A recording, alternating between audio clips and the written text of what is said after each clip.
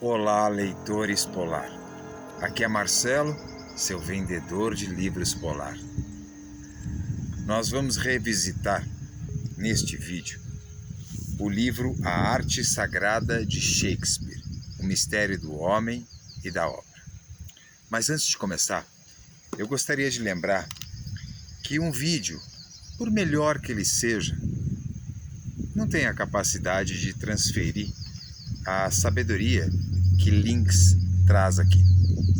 Então já fica o convite para a leitura. Vamos lá, para este novo recorte literário da Polar Editora.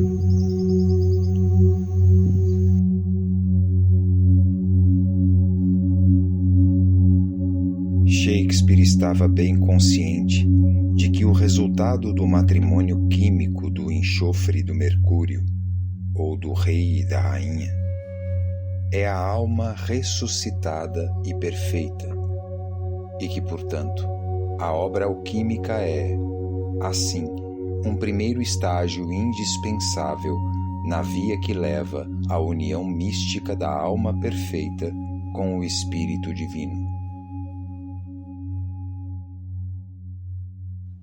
Que o pássaro de canto mais sonoro, na única árvore da Arábia, seja arauto triste e trombeta, ao som de cujas notas asas castas obedecem. Mas tu, arauto estridente, precursor imundo do demônio, adivinho do fim da febre, não te aproximes desta assembleia. Do rei das aves não se exclui a águia, embora seja tirano, mantém-se-lhe o acesso permitido, mas todos os outros pássaros tirânicos ficam de fora. Que o padre de sobrepeles branca, como no canto-chão, seja o oficiante e cante o réquiem com voz grave. Tu, cisne de voz mortal, que cantas teu próprio funeral, com tua canção fúnebre, vem e ajuda a entoar este cântico. E tu, corvo de triplicidade, que com voz rouca fazes música fúnebre, entre no coro dos que choram a morte destes dois amantes. Aqui começa a nossa antífona. Morreram o amor e a constância. A fênix e a pomba partiram em chama mútua daqui. Tanto se amaram que o amor, tendo essência dupla, parecia ter essência única, como se fossem dois em um só. A distância não os separava, a propriedade não os dividia. Unidade em dualidade, ou dualidade em unidade. Para que a razão pudesse questionar, como essências separadas, se uniram em uma só essência. O amor negava a razão. A propriedade ficou perplexa de ver que a qualidade era posta em propriedade, sem estranheza. A mente ficou assombrada ao ver que a união era feita sem divisão ou separação. Eles não deixaram posteridade, pois não era fraqueza sua, era castidade conjugada. Casaram-se em mente e corpo. A morte agora é o ninho da fênix e o peito leal da pomba. Repousa para sempre, sem deixar descendência. Não era fraqueza deles, era castidade conjugada. A beleza, a verdade e a raridade, graça em toda simplicidade, aqui jazem encerradas em cinzas. A verdade pode parecer falsa, a beleza pode ser chamada de feia. Se a verdade e a beleza não forem uma só coisa, como aqui. Demasiado frequentemente Se diz que a maravilhosa variedade dos personagens de Shakespeare torna impossível adivinhar alguma coisa sobre o próprio autor. Sobre seu temperamento, isto pode ser, de certo modo, verdadeiro, mas no que se refere à sua perspectiva e seus ideais, isso é totalmente falso. Indiretamente podemos aprender muito sobre Shakespeare, até por meio de seus vilões, e por meio de seus heróis podemos aprender muito mais, especialmente no final de uma peça, depois que ele os desenvolveu plenamente. Mas quando o herói, num estado em que ainda lhe falta o discernimento, no começo ou no meio de uma peça, dá vazão às suas ideias sobre isso e aquilo, ele talvez esteja revelando a sua própria imaturidade e pode até mesmo estar dizendo o oposto do que Shakespeare pensa. Um importante exemplo disso ocorre no Rei Lear, quando Gloucester, que tem um papel importante na subtrama, e antes que Shakespeare o tenha desenvolvido satisfatoriamente, diz: como moscas para garotos travessos, assim nós somos para os deuses. Eles nos matam para a sua diversão. É quando ouve estas palavras que Edgar decide seguir um estranho curso de ação com o propósito de salvar seu pai do desespero e do suicídio. Graças a seus esforços, Gloucester pode por fim dizer: daqui por diante suportarei a aflição até que a própria aflição me grite: basta, basta, e morra. E ainda mais tarde: deuses sempre gentis, tirem de mim meu alento. Não permite que meu pior espírito me tente novamente, a morrer antes que vos apraza. A grande fraqueza de Gloucester, que ele finalmente vence, é a falta de fé na providência. Hamlet, por sua vez, também padece desta mesma insuficiência. O solilóquio Ser ou Não Ser, a partir do qual se deduziram tantas coisas acerca das opiniões pessoais de Shakespeare, não só não expressa a maturidade de Hamlet, como o mostra num processo de descoberta de sua imaturidade. É bem possível que Shakespeare tenha se utilizado de suas próprias experiências passadas para construir este solilóquio.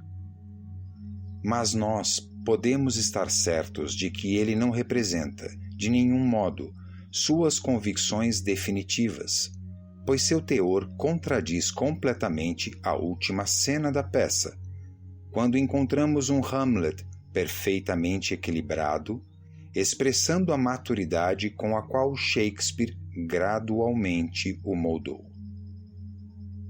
Nesta cena, nós o encontramos vencendo as dúvidas que, diferentemente de Gloucester, ele nunca tinha percebido em si mesmo. Esta natureza real, nova e madura, faz Horácio exclamar entre surpreso e admirado: por quê? Que tipo de rei é este? E sua fé na providência é inabalável. Ele diz a Horácio: há uma divindade que molda nosso fim, por mais toscamente que nós o desbravemos. Pouco depois disso, em relação à sua premonição de sua própria morte iminente, ele lembra Horácio, em termos bíblicos, da obrigação do homem de possuir a virtude da confiança. Há uma providência especial na queda de um pardal. Não há dúvida de que nesta cena Shakespeare se inspira na passagem bem conhecida de São Mateus. Não se vendem 2 passarinhos por um asse? No entanto, nenhum deles cairá por terra sem o consentimento de vosso Pai. Mas até os cabelos de vossa cabeça estão todos contados. Não temais, pois, bem mais que os pássaros valei vós.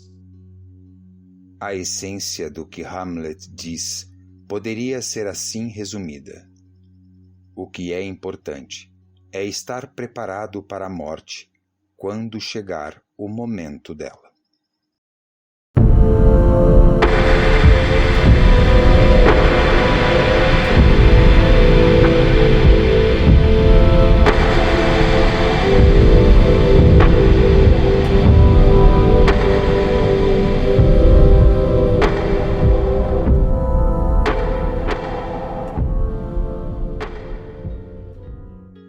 O tema básico de Hamlet está resumido nas próprias palavras do príncipe. A virtude não pode ser inoculada em nosso velho tronco, sem que nos fique algum mau sabor. Isto significa: não adianta nada aplicar uma ou duas virtudes superficiais sobre o nosso velho tronco, isto é, o pecado original que permeia nossa natureza, visto que, apesar destas virtudes, nós continuaremos a destilar o mau cheiro do velho tronco.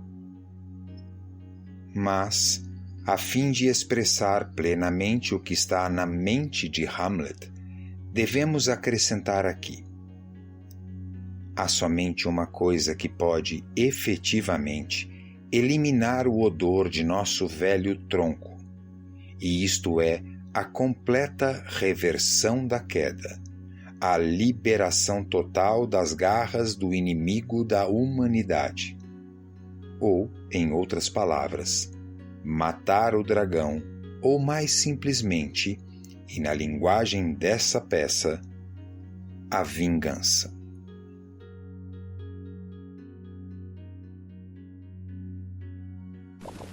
Maybe the oldest the Catholic view would support the ghost's incitement of Hamlet to revenge. It did then. And, Did indeed, yes. It did then. Revenge in terms of the state. You see, not in terms of personal This is a king. responsibility. A king And who it has does- responsibilities beyond anything else. There's a It does come divinity from- Yes, that that's does it. hedge a king. He does come from purgatory. But we don't know that. Hamlet, Yes, he says so. What? The ghost says it. But Hamlet denies it later on. But the ghost has It's a- come from purgatory. Yes, he said this may be a spirit from hell. Yes. To Yes, damn me. Yes, Well, well, only I because think he's Or that- sent to damn me, whatever I they think that in a way that possibly... No, the no, no, no, ghost not is- because he's forgotten. Simply because No. he's embracing all three Yes. points of view. It may very well be. Yes, I think it well may be. You see, why in the name of God do people do not... Shakespeare, as far as if I'm not right, then I'm wrong about the whole place. If Shakespeare wants a character to say anything, it is said quite clearly, and one knows if he's a villain, or a nice man, or a nasty man, or whatever he may be. It's known quite clearly. It's stated to the audience, and now, if you choose to disbelieve what Hamlet says, then fine, but Hamlet in fact says it may be a spirit from hell. The spirit that I've seen may be A devil, and the devil has the power to assume a pleasing shape. I think Hamlet is the man to believe in the play of Hamlet. I am sure. In fact, in every one of Shakespeare's Yes. plays, you must believe what the gentleman said. That's it. What do you think about the ghost?